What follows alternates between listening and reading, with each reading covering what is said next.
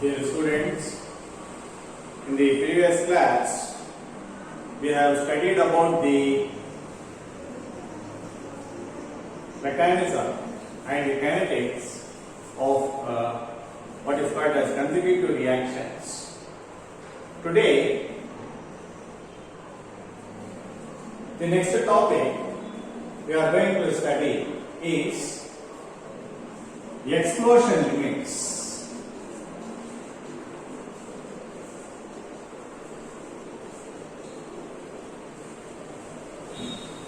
In the explosion limits, we are going to study both upper and lower explosion limits. Upper and lower explosion limits.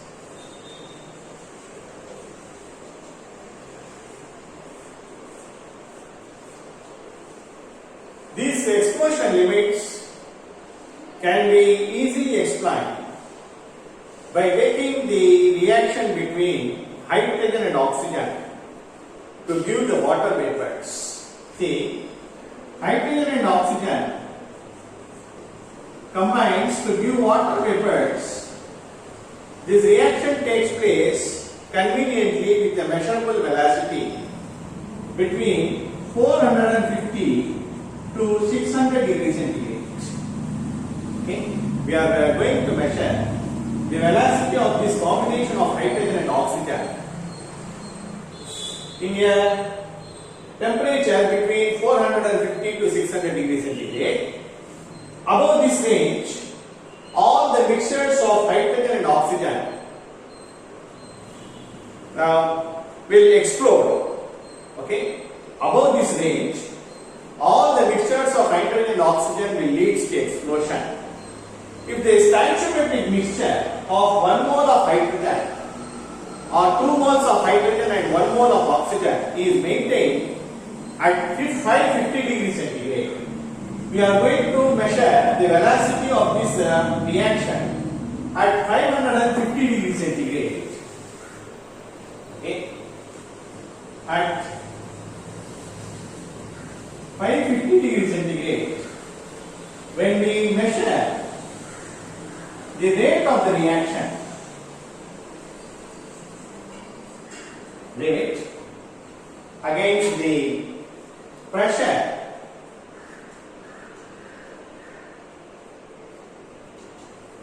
okay, against the pressure, what happens at a 2 millimeter of mercury of pressure, a steady homogeneous reaction occurs. Okay.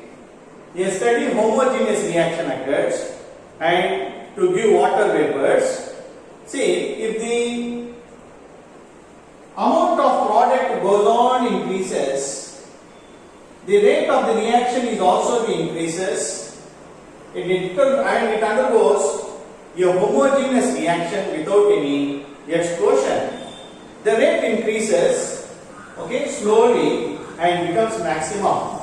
Okay, at some, this is usually at 2 millimeter of mercury, a steady homogeneous reaction occurs, and at a critical pressure of few millimeter of mercury, okay, which depends upon the size and shape of the vessel in which the gases are present. So therefore, what happens at this point, at few millimeters of mercury pressure, there will be explosion occurs.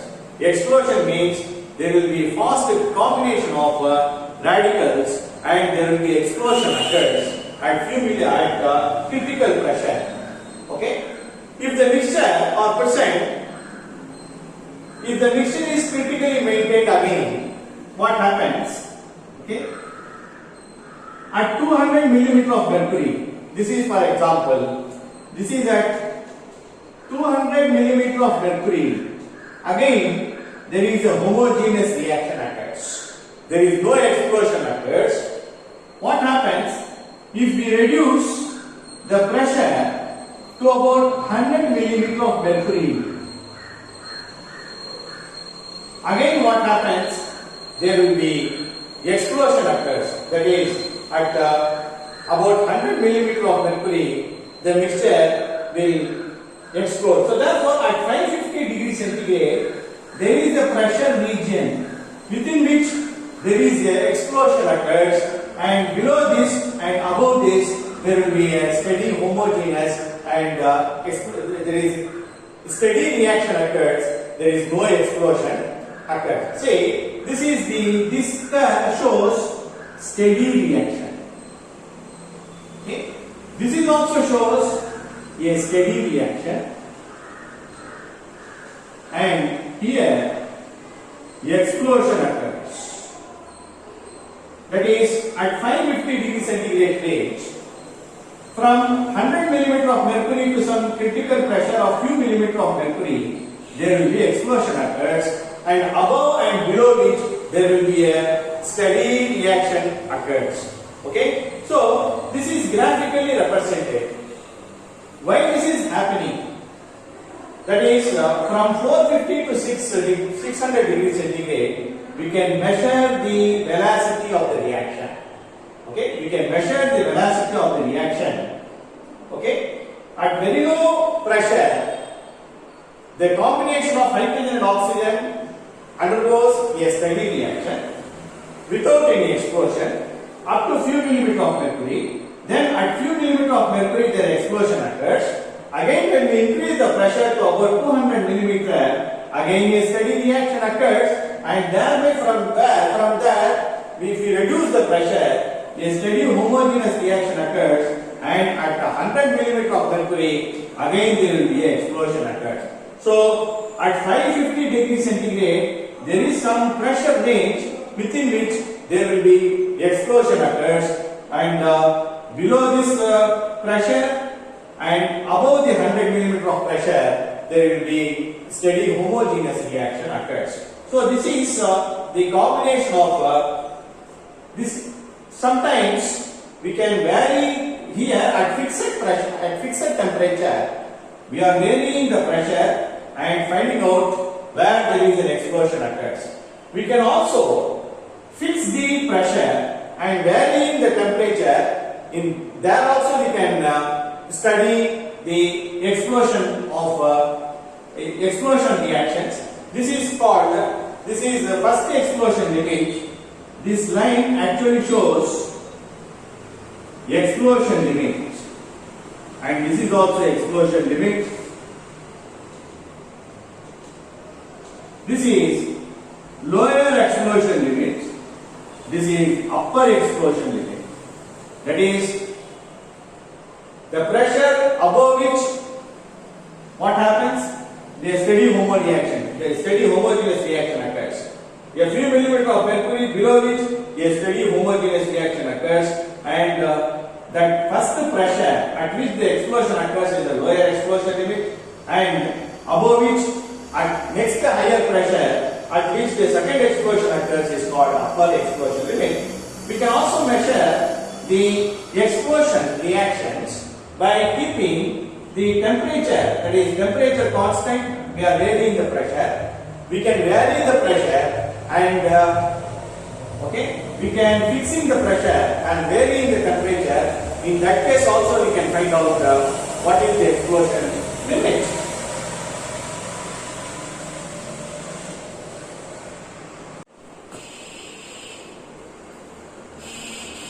The explosion limit also varies with temperature above 600 degrees centigrade. Okay? Above 600 degrees centigrade,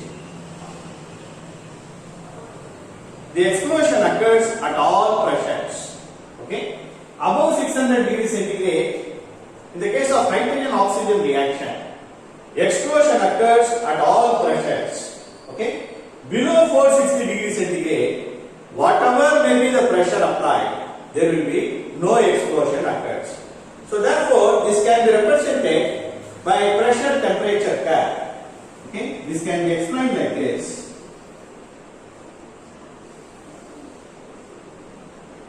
Here, we are varying the pressure, and this is temperature.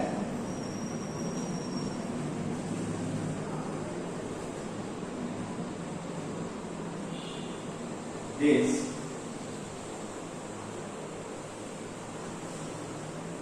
Like this. This is around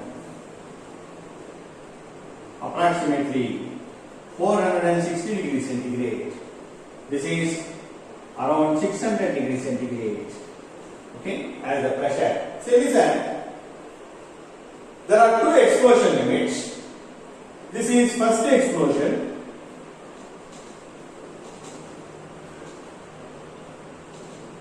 Okay, this is first explosion.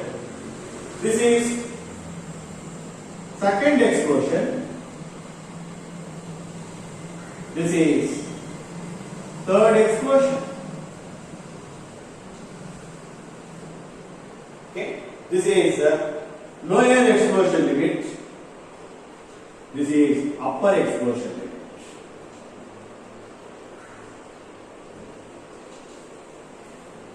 See, this is here. This is steady reaction. Okay, this is steady reaction. Listen, at 600 degrees centigrade, what happens? There is also third explosion limit. Here this is first explosion, here second explosion occurs, here third explosion occurs by varying the pressure. When pressure increases, okay, between 460 degrees centigrade and 600 degrees centigrade, what happens? The explosion occurs as the pressure goes on increases. See, which occurs, see, the upper explosion limits and lower explosion limits can be explained by taking the Fs and Fg.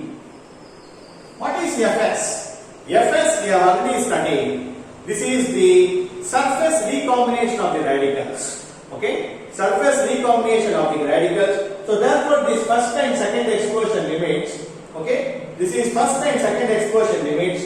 This is first explosion limit. This is second explosion limit. Can be explained in terms of Fs and Fg. The removal of active radicals or the chain carriers by recombination may occur primarily at the surface or in the gas phase. The recombination of radicals at the gas phase is represented as G, and recombination of radicals in the surface is represented by Fs. So what happens? See, at low pressure, okay, at low pressure, the surface recombination predominantly occurs. Okay, the surface recombination predominantly occurs. So what happens? Due to surface recombination, what happens? There will be a explosion occurs at the first explosion or the lower explosion limit. So what happens? The Fs and the Fg value will become equal to very less. The Fs value will become equal to Fb into alpha minus 1. This is the condition for explosion. When the Fs value will become lesser, this will become equal to Fb into alpha minus 1. Automatically explosion occurs. At higher pressure, what happens? When pressure going on increases, the Fg value is going on increase. That is, the combination of radicals in the gas phase will increase. So as a result, what happens? Fs and Fg will become very small. All become equal to Fb into alpha minus 1. Therefore, what happens? Fs plus Fg will become equal to Fb into alpha minus 1. There will be explosion occurs. So, what happens as the pressure goes on increases, the gaseous, the radicals combination occurs in the gas phase will become more predominant when compared to the surface recombination. So therefore, what happens? That is, even we can also explain the third explosion limit. As the pressure goes on increases, Fg value will go on increases. At lower explosions, or at what is called as at lower explosions or at very low pressures, the surface recombination is more predominant. As the pressure goes on increases, what happens? The combination of radicals in the gas phase will become predominant. Then there will be a explosion occurs. We have already studied in the case of a branching chain process. Okay, in the case of branching chain reaction, in the rate expression we have studied, Fs plus Fg will be equal to Fb into alpha minus 1. When this will become equal to alpha Fb into alpha minus 1, then only the explosion occurs. Okay, this is the condition for explosion. At low pressures, Fs is more predominant. At high pressures, Fg is more predominant. So therefore, what happens? The recombination of radicals to give what is happens? The explosion occurs. At low pressure, even sometimes it also depends on the explosions and recombination of radicals, even in the surface or in the gas phase, is the surface recombination of radicals mainly depends upon the quantity or the size or shape of the vessel. Okay, the size of the vessel, what happens? The radicals comes to the surface of the vessel and therefore they get recombined and thereby it is removed and therefore the explosion occurs. Whereas in the case of high pressure, the surface recombination will get reduced. The probability of surface recombination will get reduced and the probability of combination in the gas phase will get more predominant. So therefore what happens again? The Fs and Fg value will become almost equal to Fb into alpha minus 1. Automatically there will be explosion occurs. So therefore, as within this range 460 to 600 degrees centigrade, when we vary the pressure at different pressures, there will be explosion occurs. So this is about the upper and lower explosion limit that can be easily explained by taking the combination of hydrogen and oxygen to give the water vapors. The next topic we will study in the next class.